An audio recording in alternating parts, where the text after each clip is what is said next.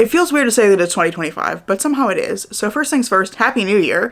Second things second, it's time to wrap up all the best books I read in 2024, which I'm very excited about. I think 2024 was overall kind of a middling year. I felt like a lot of the books I read were pretty disappointing, but I do have a stack of books that just totally worked for me. They really stand out in my mind as books that impacted me in some way, that I think about a lot, that I'm just so glad that I picked up and read in 2024. And I'm excited to dive into this list, so we'll just go ahead and get started. Before we dive into the main list, we have some honorable mentions that I have to talk about because I really enjoyed these. They just didn't quite make the list, so I do want to mention them at least briefly. And the two of those are The Pale House Devil by Richard Kadrey and The Restaurant of Lost Recipes by Hisashi Kashiwai, which are very, very different books. This one I think is probably my biggest surprise of the year. And it narrowly missed being on this top books of the year list. This one is this kind of weird paranormal investigation thing following a guy who is alive and his business partner who is undead. And they have this really funny dynamic with each other. They're very snarky, very witty. And it ends up being more like a buddy road trip book than a paranormal investigation. But I loved every second of this, and it just had me delighted and grinning the whole time, and I was completely surprised by how much I love this. I'm really hoping we get some more books about these characters. I think this is supposed to be the start of a series, and I would absolutely read more about these two guys because they just completely captured my attention and kind of captured my heart. I love them. They're really great. Then this one is the continuation of the Kamigawa Food Detectives. This is just really charming and sweet, and it's people dealing with really grounded problems through this kind of search for food that they had at the specific moment in their life where either this problem was introduced or where they felt like they had an answer to that problem, or any number of reasons. They kind of have these meals that they think will help them reach a decision on something or process something or gain closure in some way. And it's just about people dealing with those problems through food and the way that this kind of father-daughter duo are helping people do that. And it's just really charming. It's really sweet. It's not what I would normally pick up, but I really have grown to love the formulaicness of the series, and I enjoy every single story, and it just had me grinning again. These are books that had me grinning and giggling and just happy through the entire experience. Diving into our main list, at number 10, I did try to rank these. Side note, I don't think I said that. I did try to rank these, with the caveat that this ranking would absolutely change depending on the day that I made the list. But at number 10, we have Dracula by Bram Stoker, and I was so surprised by how much I loved this. My best friend read this and really enjoyed it and had been waiting for me to read it, so I finally did it. I did my little, lukewarm vampire autumn thing for October, and I had so much fun. This is such a weird book. It's about Dracula, it's about the horror, and there's all these kind of different kinds of horror, because you have, obviously, the kind of creature feature thing going on with Dracula. But there's also body horror and kind of domestic horror happening as well that I thought was really interesting. But a lot of this book is actually about the relationships between all of these people who come together to try and fight against Dracula. We have Dr. Van Helsing, obviously, he's kind of the uniting factor. He brings all these people together because he's the one that has knowledge of vampires. But you have all of the different people who've been impacted by Dracula's actions. We have Mina and Harker, who were impacted because Harker is kept captive by Dracula for a while. And then also Mina's friend Lucy is impacted, and Lucy is kind of what connects Mina with this other group of men who are all friends and former suitors of Lucy's. And it's just this group of people who come together to really support each other through the trauma and the horror and the grief of what's happening because of Dracula. And I really enjoyed the emphasis in this on all of those relationships, because that's, I think, what the book is really about in a lot of ways. And I just really enjoyed seeing all of these characters come together and support each other through it. There were a lot of really strong male friendships, which I thought was really interesting. And then we have Dr. Van Helsing, who's just going around adopting young English people, because he's that's my child now, and that's my child now, and that's also my child now, and I'm gonna protect them from Dracula. And I just love that for him. It's just such a weird vibe, and I don't know how to explain it beyond, it's a book about friendship and a book about found family, but it's also a book about this horrible, horrible vampire who is seducing people and murdering people, and there's so much to unpack here, but also it's just a weird reading experience in a really great way. At least it worked for me. I don't think it's gonna work for everyone, but the weirdness of Dracula very much worked for me. Number 9 on our list, we have The Mystery at Dunvegan Castle by Teal Huchu. This is book 3 in the Edinburgh Nights series, and I love this series so much. I love our protagonist Ropa. I love her little friend group with Priya and Jomo, and I really enjoyed this installment. I think this might be my favorite one so far, which is interesting to me because it is very different from the first two. The first two we have Ropa kind of traveling around Edinburgh, solving mysteries, getting into trouble. In this one, we have a kind of closed circle murder mystery where somebody has, like, killed a librarian and made off with an important artifact, and Ropa is trying to figure out who it is, but at the same time, she's at this conference. They've all kind of been trapped within the castle where this conference was being held, and it's kind of a political spider web that she's caught up in, because it's all of these kind of major figures in Scottish and English magic, and also there's some people who are visiting from, I think, Ethiopia. So there's, like, all of these really major figures here that she's trying to navigate the relationships between them, and she's very much out of her depth, and it kind of takes away her mentor at the same time. So there's just a lot of watching Ropa try and fail and kind of have to deal with the consequences of everything that's happening, and it creates this really big change for her in the status quo of her life and in kind of her role within Scottish magic. And I just enjoyed the way that this kind of flipped some of my expectations from the earlier books in the series, and the way that this changed some of the trajectory of the earlier books, and I'm really excited to see where Ropa is going to go from here, because the ending of this had me crying, first of all, but it also created this massive shift for Ropa, where she has a very different relationship to Scottish magic now, and she's having to kind of change the direction of her life in a way, and I'm just really excited to see where the series is going to go from here. I love the series so much, so it had to be on the list. Real quick, gonna take a pause while I grab a charging cable because my camera's about to die, so bear with me. Okay, we're back, and the camera is no longer about to die on me, so we can continue on with book number 8 on my list, which is Model Home by River Solomon. I didn't know River Solomon had a new book coming out this year, and I think I found out right before it came out, like a week or two, and I went day one and bought this. I needed to read this. I love everything they've written. I think I've read all but their debut, so I need to go back and read that one, but I just love this. This is a really difficult book to read, but I think it explores its themes in such a nuanced and interesting way, and I could not put this book down. I read it in, like, basically one day. I started it one evening and then I finished it the next day. But this one is following a group of siblings who are coming back together because their parents have kind of gone missing. Like, nobody's heard from them in a while. And the siblings are coming back together in their kind of suburban Texas home, childhood home, to try and figure out what's going on and grapple with the fallout of that, but also grappling with their history with the house, because when they were growing up, they believed that the house was haunted. There were a number of alarming and creepy things that happened while they were living there, and so they're all kind of trying to deal with that in their own ways. They've all been impacted in very different ways. They've gone very different directions in their lives, and they're trying to deal with the events that happened to them in the house, because there were some really horrific things that happened.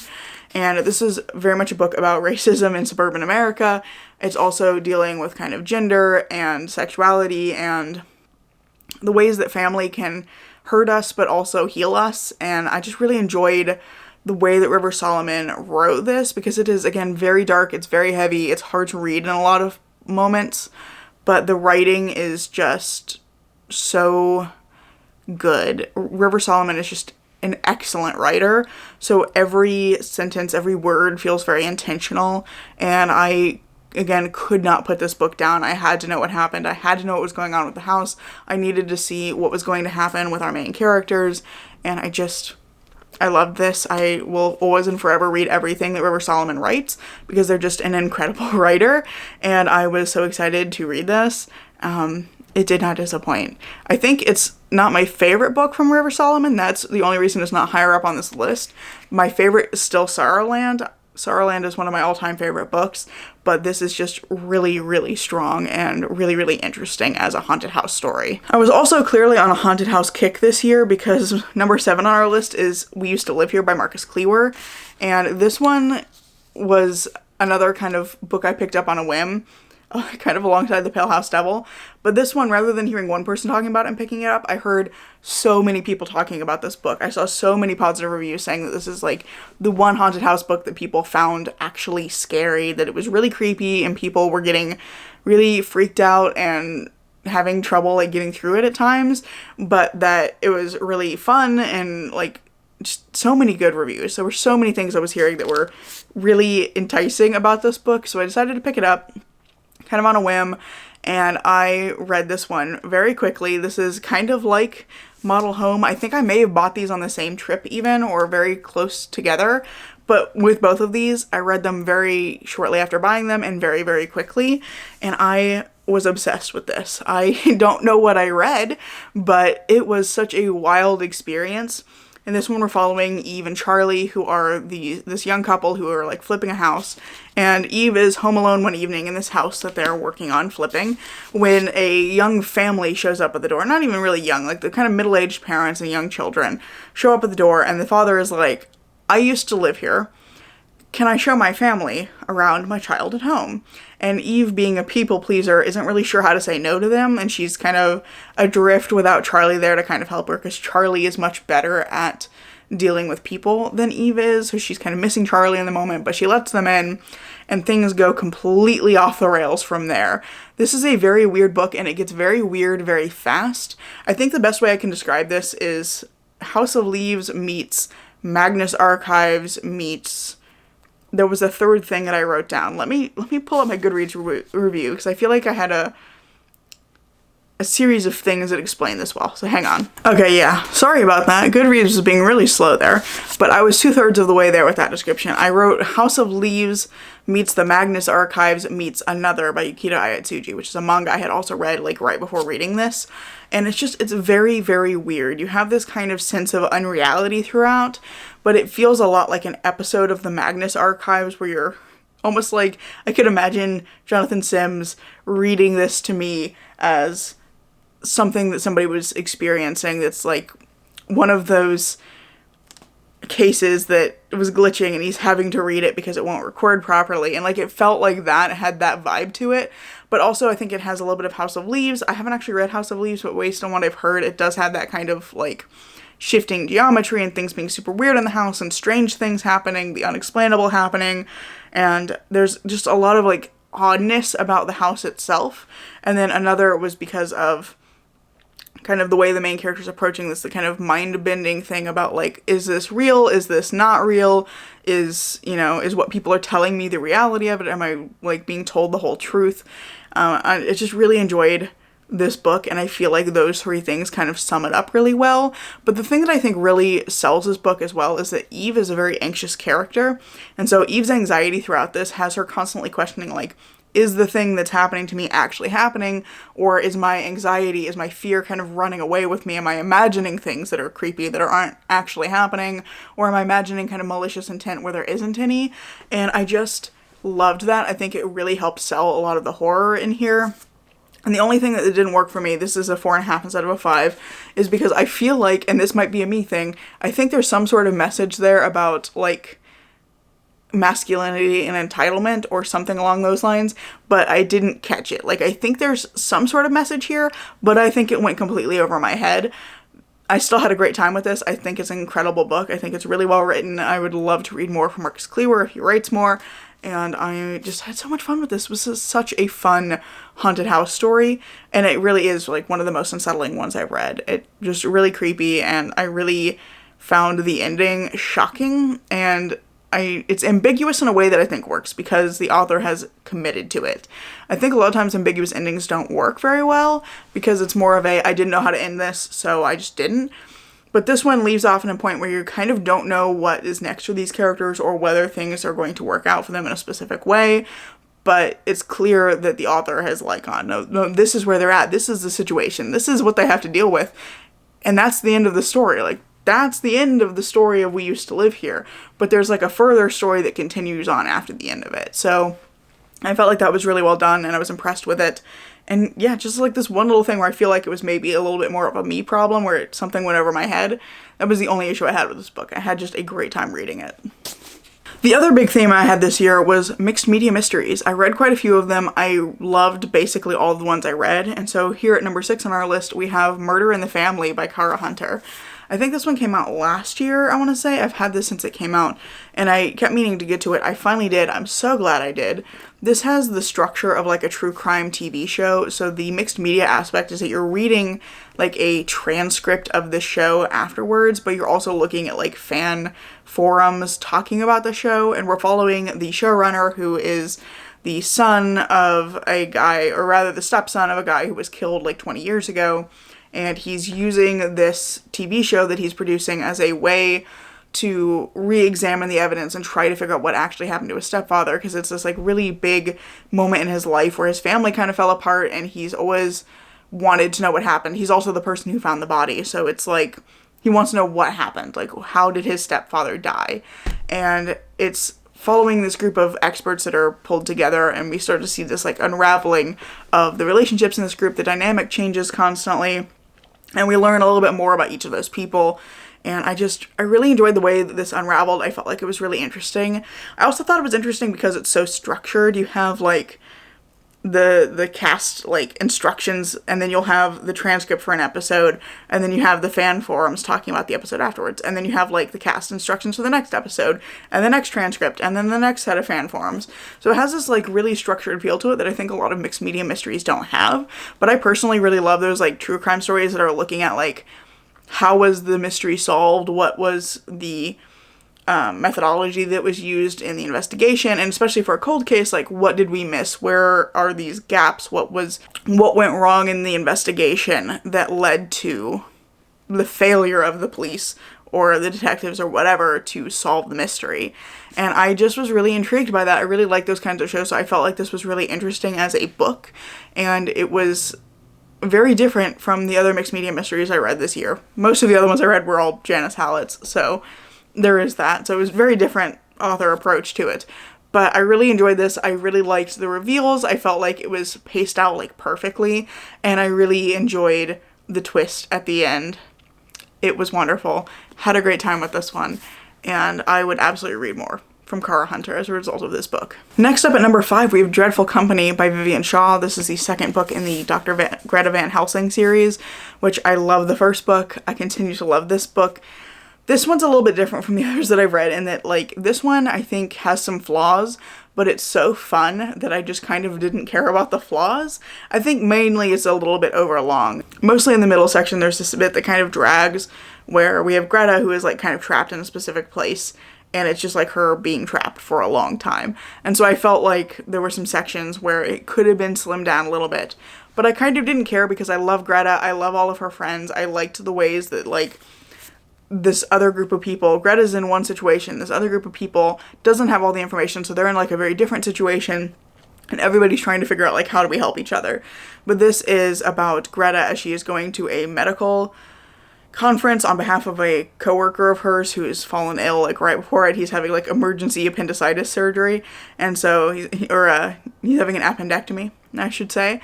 And so she goes to this conference on his behalf, and while there, kind of gets caught up in the crosshairs of a fight that's not even about her. There's a vampire in Paris who just really hates her best friend Ruthven, and is like, I'm gonna kidnap this human to get at Ruthven. And so she just gets, like, caught up in the crosshairs of all of this, and it's not really about Greta, but I think that made it really interesting that she wasn't the target of any of it. She just was the collateral damage for it. But the way that she deals with the situation, her ingenuity is just incredible. I love her. She's very practical and competent. And then we have her friends who are trying to, like, figure out what's going on. They're like, where's Greta? What's happening? And they're, again, very practical. We have this group of people that kind of comes together, each with a different piece of the puzzle. And the ways that they work together I thought were really interesting. We also get a lot of new characters. So we have returning characters from the first book. We have Ruthven and Varney and Fistidicalon and, like, a bunch of characters that I really love. But we get some new ones. But I really like Grisaille in this book. We also get, I can't think of his name, Saint Germain, who's a werewolf. We get a demon who loves to bake. I can't remember his name. Irizek, maybe. And we also get Crepusculus and Brightside, who are psychopomps. And I love all the new characters. It's all, like, very silly and quirky and funny. And I feel like that really helps bring some levity to it, because this is pretty dark.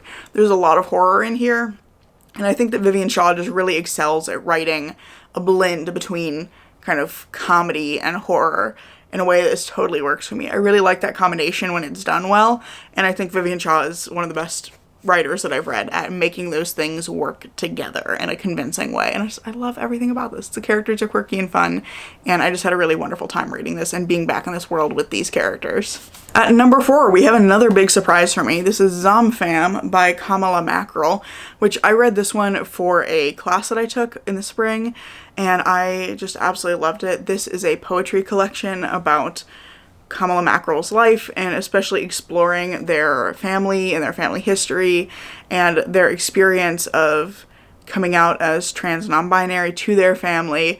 And it's beautiful. It's beautifully written. It uses formatting in a really interesting way. There's lots of interesting like structures to the poetry in here.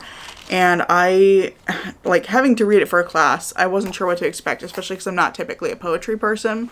But this is just so beautifully written, and it was so impactful, and it has this like moment at the end where everything kind of comes full circle, and I started crying while reading it, and I just wasn't anticipating being impacted in that way. And it was even better that I then got to go listen to Kamala Mackerel speak, because they came to the campus where I was attending classes and did a presentation about their art, because they also do a lot of like visual and mixed media art as well, and some performance art.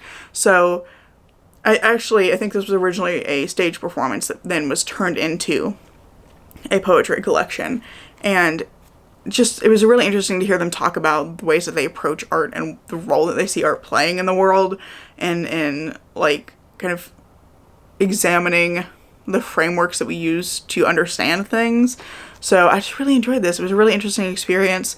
And again, I'm not really a poetry person, but I cannot more highly recommend picking up this poetry collection if you get the chance, because it's just really beautiful and well written, and yeah, just really impactful. I really enjoyed it, and it made more of an impact on me than I was anticipating. For spot number 3 on this list, we are getting back to the silly, because this is Sword Dance by A.J. DeMoss. This is a kind of, I want to say like ancient Greek or ancient Roman inspired fantasy world, and there's not really a lot of fantasy, like there's no magic in it, but it's not set in like our world, but it's clearly inspired by, I want to say Greek, but I might be wrong on that, ancient Greece, Greek history. But we're following these two characters who, Demiscos is a like soldier. He was wounded in a war and is now working for, like, I can't even think of what the name of his office is, but he's basically in charge of like provisioning the army, so making sure they have like food and stuff. So he is traveling to visit a friend of his who owns a fish sauce factory, and he's going to see her and kind of negotiate a contract for fish sauce for the army. And he gets there and realizes that she's having like this party, like there's a bunch of people at her house, and she's trying to like entertain all these people, and it's this very weird cast of characters who clearly have a lot of tension between them. There's some like really horrible philosophy students, and then some other like random people, including like a visiting politician and some people like that. So there's this like weird cast of characters. Demiscos gets kind of thrown in the middle of it, and he's like, great, intrigue is not my thing. I'm a soldier, I'm good at fighting, I'm good at strategy, I'm good at negotiating fish sauce contracts. I don't want to deal with this. But he gets there, he's got to stay for a few days to negotiate this contract. And he ends up meeting Varazda, who is a sword dancer, and they end up teaming up because Varazda is involved with some things that Demiscos would rather not know about, because Varazda is involved with some like political machinations, and Demiscos is like, great, my greatest weakness. But the two of them kind of get pushed together in the situation when the horrible philosophy students go absolutely chaotic gremlin mode, and everything goes horribly wrong in this household, and the two of them are working together to try and navigate that situation and figure out how to get out of it safely and with their lives intact. And it's a romance between the two of them that I thought was just really sweet. It really explores their identities, and it explores the ways that this kind of getting shoved together impacts them, and it also explores their like sexuality and their boundaries and like the issue of consent quite a bit. And I just thought it was really interesting. It's really interesting look at those things. At the same time, it's just like a really fun. The kind of strategy elements of this were fun because we get to see both of them kind of be in their element, because Varazda is very good at like court intrigue and political machinations. He's also an excellent sword dancer, but not a very good swordsman. Like, he can't fight with swords, he can dance with them. But then you have Demiscos, who is a soldier. He's a very good warrior, but he's also incredibly intelligent. He's very good at strategy, and he's just, the two of them working together is wonderful. They have these different strengths, and the way that they come together as a team to deal with this like horrible situation is really fun to read about. I love both of them, and there's actually a whole trilogy that I'm hoping to read. I think the series continues to follow them because they come from very different places and very different like cultural backgrounds, and there's a lot of tension in their romance about that particular thing, that like when this situation is over, Demiscos is going to go back to his office job provisioning the army, and Varazda has to go home to this like completely other place, like another city-state entirely. And they're like, what's going to happen from here? Like, are we going to continue to have a relationship? Are we going to, is this going to be like the end of it? Like, we've had this nice little horrible time at this coastal villa, and then we're never going to see each other again. Like, they're having to kind of navigate what does the relationship look like outside of this initial kind of meet cute that they're having. And it's a fun time. It's so well written. I love the characters. I think that's maybe the best bit, is the characters are just really fun, and they all feel really like believable as people. They're really flawed in interesting ways. I just had so much fun reading this. This is another one like Dreadful Company where I feel like the book has some flaws, but I had so much fun reading it that I kind of don't care about the flaws because it was fun. It was fun. Just let it be a fun time. It was enjoyable, and I am looking forward to reading the rest of the series. Our penultimate book on this list is The Blighted Stars by Megan E. O'Keefe. I raved about this one back in March when I read it, and I have failed to continue on with the series, so that's on me. But this one is the beginning of a sci-fi trilogy following Tarquin Mercator, who is the heir to the Mercator family, who are this major family that mine for an element that's necessary for a lot of the technologies in the sci-fi world. And he's going on this mission to try and prove that his family is not responsible for this thing called the Shroud that has been killing off planets where they've been mining. And he believes that it's some other thing is causing this spread of the Shroud. And so there's all of these like resource worlds that are just dying off. We also are following Naira, who was the bodyguard for Tarquin's father, until she turned against him, claiming that the father had told her that the family is responsible for the Shroud.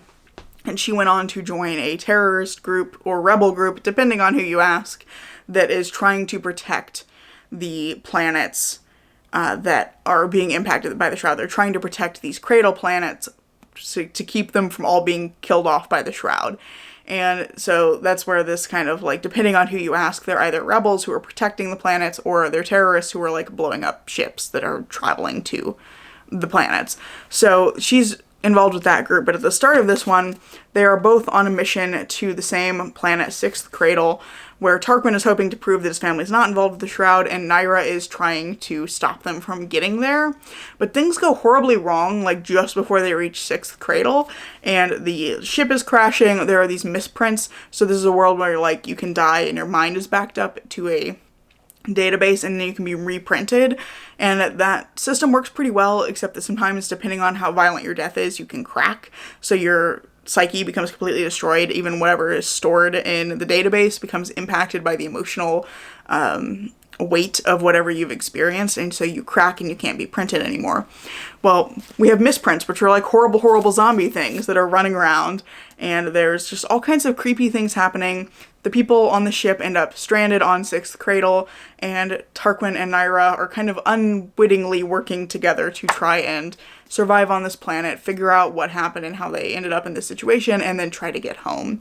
And it's just really interesting. There's some really big reveals that I think are really fun, and I really liked the antagonists here. I think that we get like Tarquin's father kind of set up as an antagonist, but he's really interesting and really nuanced. He's both like a really like iron-fisted company leader, but he's also a loving father who cares deeply about his children and is just willing to do anything to help them and protect them and make them feel loved and safe. And it's just really interesting as a characterization for an antagonist. There's also like some other kind of antagonists that we have going on that I think, again, all are very interesting and nuanced and have more than we're seeing at the surface level, and I'm excited to see like where those characters go in the later books in the series. I also love Tarquin and Naira. I think they're both really wonderful main characters. They're, again, flawed in interesting ways, but also the ways that they develop this friendship and kind of relationship throughout this story is just really great. I liked that development. It felt very believable as a relationship that would develop in a very short term but highly stressful situation, and I liked the tension that created between the two of them, because there is kind of a romance here. It's one of the most devastating romances I've ever read. I really love it, but I just really was impressed by how believable the romance feels, given that it's over a very short time frame. I think it helps that the author really sold me on the like seriousness of their situation, despite the fact that like people can be reprinted. There's all these other like repercussions for them on this planet. So like it was just really fun. There's this big twist partway through that I can't say anything about, and I can't say anything about going into the second book because that reveal is like integral to the plot of book 2, but I'm really excited to continue on with the series, and I love this. And the only reason that this isn't the first like #1 book on this list is because the book that isn't #1 I think about a little more frequently. And that #1 book is The Mysterious Case of the Alperton Angels by Janice Hallett. As I said, I was having a bit of a mixed media mystery year this year because I ended up reading 4. I read this one, I read 2 other Janice Hallett's, and I also read Murder in the Family. So I was really into mixed media murder mysteries this year, and I just had a great time with all of them. But this was clearly the best of the 4 that I read this year, and of the books I've read this year, this is the one I think about the most. So in this, we're following a couple of journalists who have kind of a dark history together. They have this event that happened that has impacted their relationship to each other, but they end up having to work together as they are trying to track down this child who was the baby involved with like this cult situation. There was a cult and all of the cult members were killed except this like one young woman was found with a baby, and they think that she was involved in the cult, but the baby has like disappeared. And they couldn't look for the baby until the baby turned 18. And so now the baby that was involved in this cult situation is now 18, and these 2 journalists are trying to find them to try and ask them about like their experiences being the cult baby. So all of that's going on, and it's kind of an exploration of true crime and ethics in true crime. It also looks a lot at like the event that happened in the history of these 2 journalists that has influenced the way that they interact with each other, because they have very different views of the event that happened. And I at no point had any clue where this is going. It's a really like dramatic ending, and I loved everything about this book. This was another one that I devoured in like a day, maybe 2, and I could not put it down. I recommended it to my best friend. She read it and devoured it. It's so much fun. The mystery is really compelling. There's all of these little breadcrumbs so you can kind of pick things up as you go along, and it's really satisfying when you manage to guess one of the twists before it happens. But then that ending is just incredible. It just goes in directions I wasn't expecting, and I cannot stop thinking about this book. It is so good. I really like the questions it raises around like true crime and what is justice really, and just, there's so many good pieces here. I had so much fun reading this, and it is definitely my top book of the year. That is the one thing that I think on this list would not change. Like, it wouldn't matter where everything else on this list is. I think these top 2 books would always be the top 2, and this for sure would always be the top book on this list. So those are the best books that I read in 2024. Let me know down in the comments below what the best book you read in 2024 was, and I really hope you've enjoyed this video. If you have, I hope you'll consider giving it a like, maybe even subscribing to see what comes next. I'm currently posting on Tuesdays and Saturdays, and I hope to see you in the next video. Bye.